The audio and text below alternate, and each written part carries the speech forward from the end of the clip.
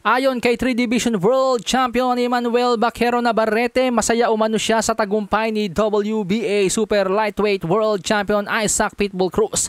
Pero may kahalong kakaibang pakiramdam daw mga amigos na tila napapaisip si Navarrete na parang gusto niyang malaman at matikman ang mga suntok ni Pitbull Cruz. Tamang imagine kumbaga mga amigos, ano kaya ang mangyayari pag sila daw ni Pitbull Cruz ang naglaban. Basahin po natin ang mismong translated na pahayag ni Emmanuel Baquero Navarrete.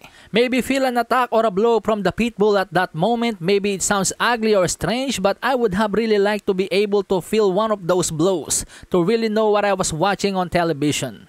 Pero ang good news po dyan mga amigos, interesado rin ang ama ni Isaac Pitbull Cruz kay Emmanuel Navarrete. Gusto niya ang ideyang Pitbull Cruz versus Emmanuel Baquero Navarrete.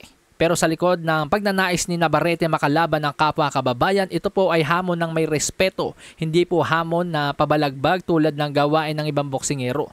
Dahil hanga daw talaga si Baquero Navarrete sa ginawa ni Pitbull Cruz kay Rolly Romero. Sa May 18 nga po mga amigos, lalaban para sa bakanting WBO World Lightweight title itong si Emmanuel Baquero Navarrete kontra sa undefeated na si Dennis Berinchik. So dapat siguro ipanalo muna ni Navarrete yung laban na yan kay Berinchik para naman sakaling bumaba itong si Isaac Pitbull Cruz hindi masasayang yung laban nila dahil meron silang paglalaban ng titulo. Samantala sa iba pang balita mga amigos, hindi naman gusto ni Mexican boxing legend Juan Manuel Marquez ang ginagawa ngayon ni Saul Canelo Alvarez sa mga sanctioning bodies na parang ginagawang tau-tauan o sunod-sunuran. Hindi panatiko si Marquez sa mga pinagsasasabi ni Canelo na he's done everything in boxing kaya't may karapatan na siyang mamili ng kalaban at gawin ang kanyang gusto. Ayon kay Juan Manuel Marquez, may batas sa mga sanctioning bodies na dapat pinaiiral. Paliwanag ni Marquez, ito daw ang pinakamasaklap na katotohanan sa mundo ng boxing. May batas ang bawat sanctioning bodies pero hindi ito umiiral sa lahat.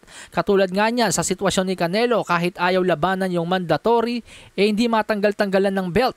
Pero may mga boxers naman na wala pang 4 na buwang kampiyon tulad ni Terence Crawford, tinanggalan agad ng belt nung hindi makadepensa. So yun po yung pinupunto ni Juan Manuel Marquez na sana nga daw itong mga WBC, WBA, IBF at WBO kapag may mandatory challenger dapat ipag-utos yan at kapag hindi sumunod tulad ni Canelo dapat tanggalan ng belt.